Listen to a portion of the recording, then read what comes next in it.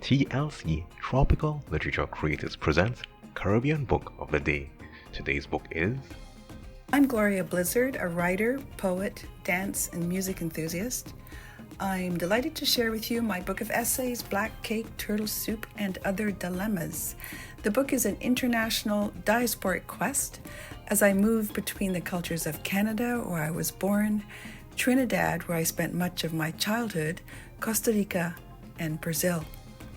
This is nonfiction for adults of all ages. It's available globally through Amazon and other distributors.